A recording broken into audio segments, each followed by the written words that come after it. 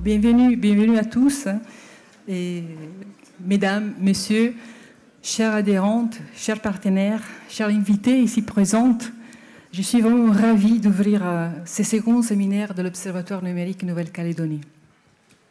Et je tiens à remercier tout d'abord les gouvernements de la Nouvelle-Calédonie pour son soutien à cette manifestation. Pour cette deuxième édition, nous avons choisi de nous donner l'objectif de travail visant à construire une société numérique éco-responsable en Nouvelle-Calédonie, en affrontant les défis du XXIe siècle. Souvenez-vous, lors du séminaire du 14 mars 2011, nous avons proposé à nos participantes de réfléchir à la place de la Nouvelle-Calédonie dans les développements numériques. 120 participantes, dont 80 en atelier, ont contribué à la richesse du premier séminaire. Nous étions alors partis sur l'objectif stratégique fixé par le gouvernement de devenir une cyberréférence dans la zone du Pacifique, avec les besoins de recenser nos initiatives existantes et préciser nos actions sur les moyens long terme. Nous avons conclu ce jour-là que la Nouvelle-Calédonie avait besoin de mettre en place plusieurs actions structurantes dans les domaines prioritaires de l'économie, de l'administration et de l'éducation. Les missions de l'Observatoire numérique, alors en cours de création, devait quant à elle permettre de proposer des indicateurs de mesure et de suivi de ces actions, tout en favorisant la mise en réseau des acteurs, à la fois à l'échelle du pays, mais aussi de la zone du Pacifique. Mesurons ensemble aujourd'hui les chemins parcourus depuis 2 ans maintenant. Premier constat. De plus en plus d'acteurs ont lancé des étapes de diagnostic depuis ces dernières années. Plusieurs initiatives désormais bien connues en témoignent. L'Université de la Nouvelle-Calédonie a réfléchi à sa stratégie numérique en 2011, dont la partie benchmark a été publiée dans notre collection Focus. En 2012, l'Observatoire a publié un baromètre des usages numériques des particuliers, des entreprises et des administrations. Cette année également, le gouvernement de la Nouvelle-Calédonie a présenté en août les diagnostics PSON, les plans stratégiques pour l'économie numérique. Toutes ces initiatives prouvent la prise de conscience des enjeux du développement numérique pour de plus en plus d'organisations publiques et privées. Le deuxième constat. La mise en réseau des acteurs est désormais nécessaire. Cette étape permet d'optimiser la gouvernance des projets et créer des partenariats utiles. La cellule économique numérique du gouvernement joue un rôle pivot dans la réussite des projets à l'échelle du pays. Les plans stratégiques pour l'économie numérique portent une vision partagée et concertée des projets numériques à mener et des défis à relever sur le long terme. L'Observatoire numérique, en tant qu'association neutre et représentative des intérêts généraux, travaille à construire des outils d'aide à la décision, d'information et de veille à l'usage des porteurs des projets. L'association souhaite soutenir très étroitement cette dynamique à l'échelle territoriale de la région Pacifique et reste à l'écoute de tous les acteurs. Les derniers constats. Nous sommes donc bien en train d'expérimenter tous ensemble une aventure véritablement pionnière en Nouvelle-Calédonie, celle de l'innovation territoriale. Et dans cette aventure relativement jeune, nous avons tout besoin de grandir ensemble, d'échanger les expériences afin de gagner progressivement en maturité.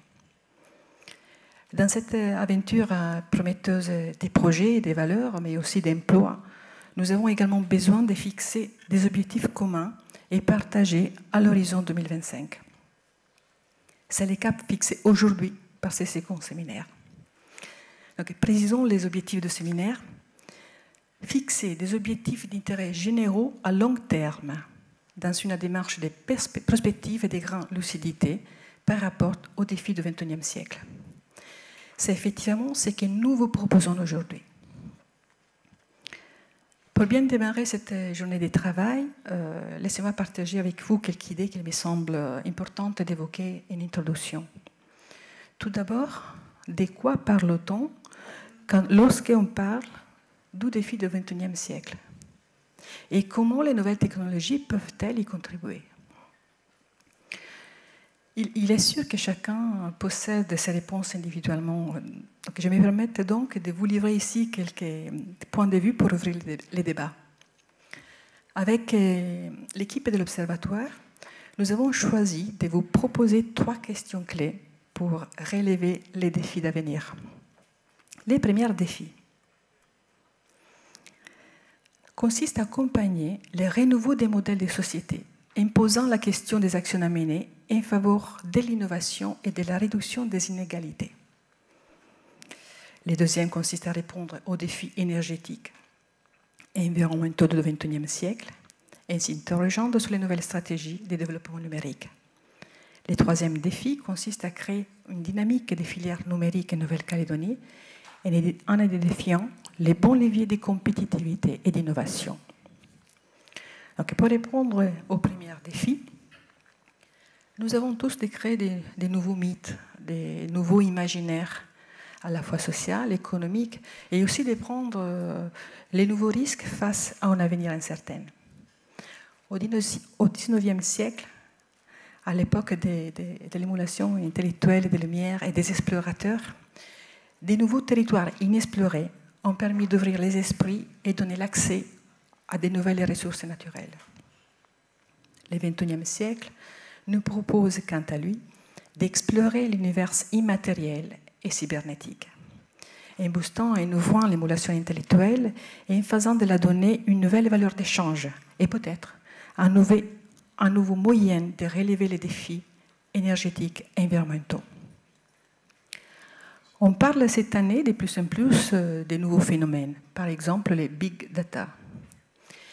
Les cabinets d'études Gartner a délivré ses prédictions 2013 il y a 15 jours à Orlando lors d'une conférence IT Expo.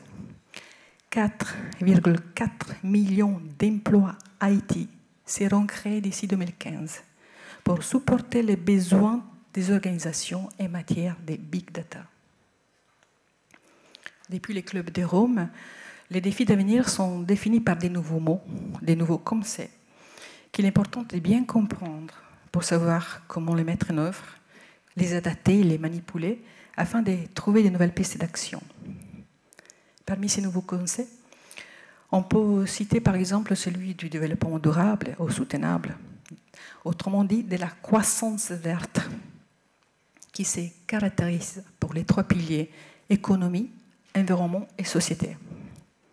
Selon l'AFNOR, la durabilité existe si les composantes de l'écosystème et leurs fonctions sont préservées pour les générations présentes et futures.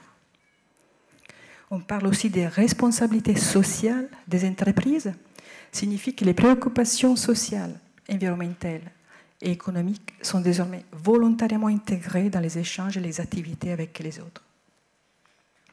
Pour imaginer les renouveaux des sociétés, il est important de faire des efforts intellectuels et non négligeables pour bousculer les prêts à penser et comprendre les bouleversements du monde du numérique. Dans cette perspective, l'Observatoire diffuse dans sa newsletter mensuelle des dossiers thématiques et valorise les activités et les initiatives des acteurs calédoniens. Le deuxième défi que nous vous proposons est celui de notre siècle, celui de la gestion des ressources et de l'énergie. Toutes les nations se mettent désormais à mesurer leur niveau de vulnérabilité, leur autosuffisance, leur faiblesse face à des risques climatiques, énergétiques, alimentaires, pour créer de nouveaux modèles de subsistance, de nouveaux réflexes sociétaux, de nouvelles économies plus virtuoses à long terme. Aujourd'hui, l'ère des tout jetables laisse la place à l'ère de l'ingéniosité, de faire soi-même, du partage ou de l'échange. Ainsi, à l'heure où les enjeux énergétiques et l'optimisation des ressources se posent dans toutes les nations, il est important que la Nouvelle-Calédonie s'interroge elle aussi sur la bonne gestion, les usages et les impacts de l'industrie des nouvelles technologies sur son fonctionnement socio-économique actuel et à venir. Selon les chiffres du baromètre numérique 2011, nous sommes tous des bons consommateurs des produits numériques. Mais les individus citoyens que nous sommes aussi s'interrogent, hélas, encore trop peu sur la consommation énergétique de ces produits ou sur leur fin de vie. Selon les chiffres du baromètre, seulement 10% de notre échantillon s'est dit sensible au recyclage des produits électroniques. Et 18% ont déjà jeté leur téléphone à la poubelle. Pour résumer brièvement ces quelques constats, la Nouvelle-Calédonie est bien rentrée dans l'ère de l'économie immatérielle, où la rapidité des échanges et des informations devient à la fois un enjeu de sociabilité, mais aussi de compétitivité. Mais cette technophorie ne doit pas faire oublier la réalité des contraintes énergétiques et l'optimisation des ressources qui obligent les nations à devenir plus efficaces et plus éco-responsables. Pour contribuer à la réflexion et à la compréhension de ces enjeux, l'Observatoire a souhaité définir des indicateurs spécifiques dans le cadre des études de baromètre. Et l'association contribue à l'étude menée par les COS sur les déchets électriques et électroniques, étude initiée en septembre 2012 et dont les conclusions seront finalisées pour la fin d'année. Le dernier défi est celui de l'innovation. Face aux défis liés au mode de pensée socio-culturel, aux ressources, il s'agit de trouver de nouvelles solutions d'avenir plus innovantes. Pour cela, il faut d'abord évaluer l'existante, les conditions d'émergence d'un écosystème innovant à l'échelle de la Nouvelle-Calédonie. Il faut identifier les leviers financiers, réglementaires, les initiatives favorisant aussi bien la formation, la recherche que l'entrepreneuriat local dans l'économie numérique.